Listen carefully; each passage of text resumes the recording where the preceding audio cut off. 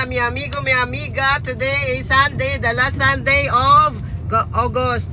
So sa lahat ng mga nakapagsimba na, dahil Sunday ngayon, ay ating naalala ang mga salita ng Diyos na kung saan ay nagpaalala talaga sa mga pamilya na dapat buo tayo maglingkod sa Panginoon. Kaya sa araw na ito, bilang paglilingkod namin, sa ngalan ng aming pamilya, kami ay ngayon naglalakbay patungo sa Tansab. Ayan, ngayon kami ay nagko-cross sa Mayor's Drive dito sa General Trias. Ayan, from Imos, dadaan kami ng General Trias patungo ng Tansa.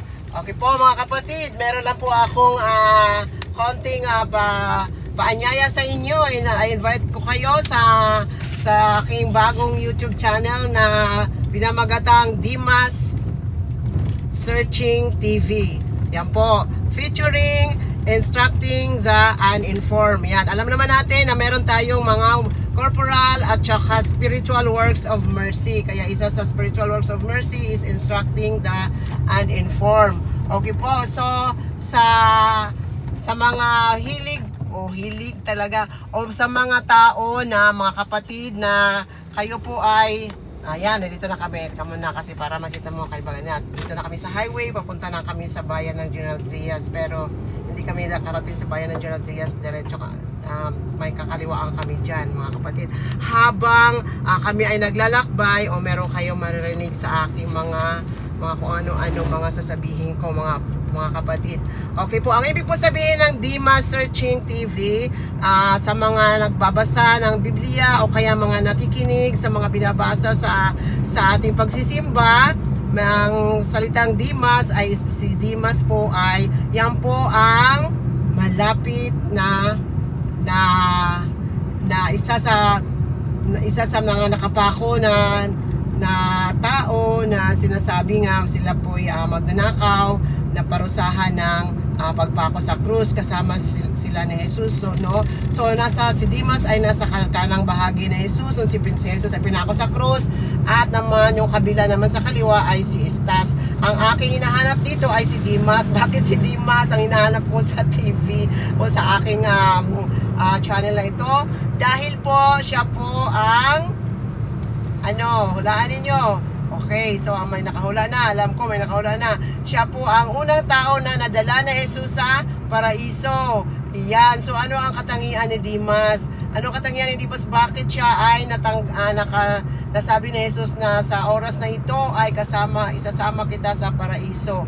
Okay po, dahil si Dimas ay meron siyang tatlong katangian na atin din po magiging katangian pagsikapan natin, dahil ang katangian ni Dimas ay pareho din sa atin. Tayo ay nagkasala, at nagkasala, pero hindi lahat na nagkasala ay inaamin ang kasalanan. Pero si Dimas ay inamin niya ang kanyang kasalanan. Tapos tinanggap niya ang kaparusahan ng kanyang kasalanan. Pinako sila sa krus. Ano pa ang pangatlong katangian ni Dimas na nagustuhan talaga ni Jesus, kaya siya ay na-qualified na makisasama sa paraiso?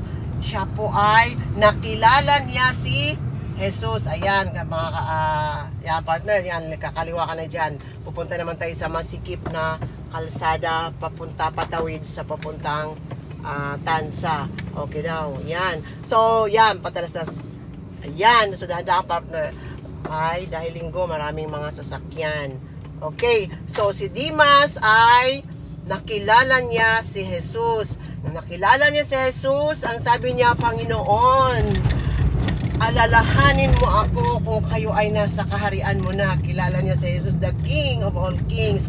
Nakilala niya si Jesus na ang Diyos, na kahit pareho sila nakapako sa krus, ay alam niya na si Jesus ay Diyos at siya yung maghahari sa atin. Kaya sabi niya, alalahanin mo ako kung kayo ay nasa kaharian mo na. Yan ang katangian ni Dimas na tinanggap or inaccept niya, inamin niya ng kanyang kasalanan, tinanggap niya ang kanyang parusa at kinikilala or nakikilala niya si Jesus. Meron siyang the eyes of faith, no? Meron siyang faith kay Jesus, no? Sana tayo mga kapatid, lalo na tayo lahat na nagsisimba, syempre pinakita natin na meron tayong faith sa Panginoon. Ngayon, ayan, paglinlayan natin kung meron ba tayong ganong katangian ni Dimas. Ayan po, yan po, isa sa mga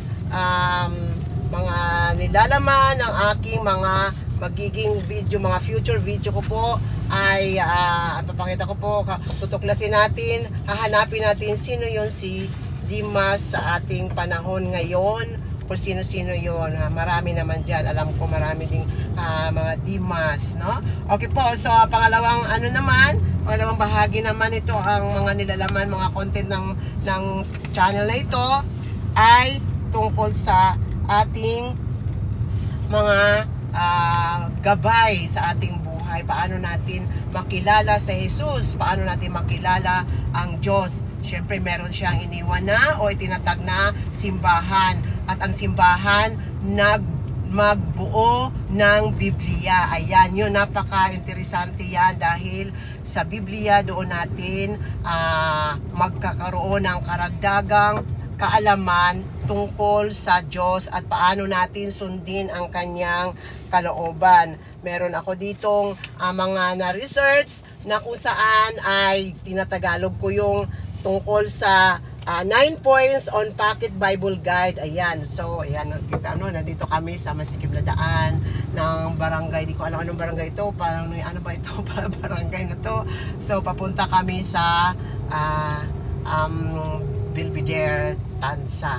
Yun po, dahil meron po kaming mission doon sa lugar na yon, sa ano ba yun tawag doon?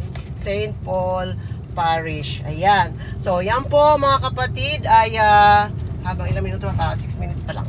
Okay po, so yan po, babasahin ko lang ang mga points para sa mga kapatid natin na may mga agam-agam, may mga gulo sa isip kung ano ba yung nararapat na basahin na Bible, ano ba yung mga uri ng Bible, kung ano ba yung mga original na Bible. Ayan, so dito natin matutuklasan. So magbibigay po ako ng mga title lang po, pero isa-isahin natin to sa bawat video. Okay, sa video ito ay sasabihin ko lang, i-enumerate ko lang yung 9 points on Pocket Bible Guide. Hindi pa ako nagawa nito, ginawa po to ni Dr. Scott Hahn. Dr. Scott Hahn, isa siyang theologian or Bible scholar, at saka siya din po ay isang apologist. Siya po ay American. Napakagaling po niya dahil siya po ay dating Protestant na natuklasan niya ang totoong church or simbahan na itinatag na Jesus. Kaya dito po siya ngayon nagtuturo sa atin.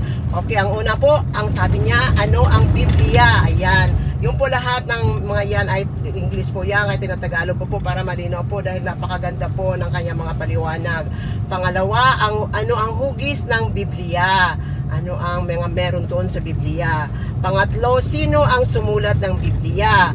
Pang-apat, ano ang napabilang sa Biblia? Ano ang mga aklat na napabilang sa Biblia? Pang-anim, paano unawain ang Biblia? Pang-pito, ang iyong programa sa pagbabasa ng Biblia. Yan, nagbibigay siya ng parang example or guide na talagang makakapagbasa ka talaga ng Biblia, kasi nga meron siyang magandang guide na nasubaybayan mo, nagbabasa ka habang naunawaan mo talaga. Ayan. Number 8, ang mga aklat ng Biblia. Ayan, na isa-isa yung mga aklat, andun yung mga overview bawat aklat. Kaya alam natin anong kwento doon sa aklat na yon dahil meron siyang overview or brief summary of the book, bawat aklat sa Biblia.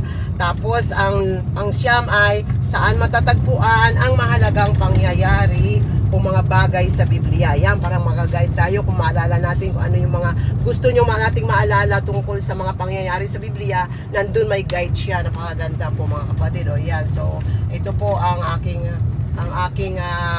may babahagi sa aking binuksan na YouTube channel na pinamagatang Dimas Searching TV, featuring instructing the uninformed. At meron din po ako ditong pinaka-premiere na video na kung saan ay hindi lang siya instructing but inviting the uninvited. Ayan, abangan niyo po yung mga kapatid kasi sino pa yung ating i-invite na hindi siya na-invite, no?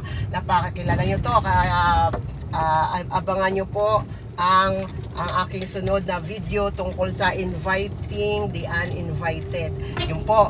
At dito po sa Dima Searching TV, ito po yung mga video ko po dito ay mga makakita na po kayo ng iba-ibang tao. Hindi lang po ako makikita ninyo. Nasa likod na lang po ako ng kamera. Ang mga tao na aking ma-interview, na aking matatanong tungkol sa kanilang buhay-buhay o tungkol sa buhay pananampalataya. Napakaganda po mga kapatid. Kaya nandito na kami sa Kaya Homes. O malapit na kami, mga ilang kilometro na lang, mga 3 kilometro na lang. Nandun na kami sa aming patutunguhan. Yun, doon po kami sa Christian Life Program ng Couples for Christ. At kami po ay mag-talk. Ang mister ko po ay mag-talk, ako po ay mag-sharer. Mister ko pang speaker, ako po ay mag-share. Yung po mga kapatid, magbabahagi sa mga karanasan sa buhay, pananampalataya. Kaya mga kapatid, hanggang sa muli, you are watching Dima Searching TV.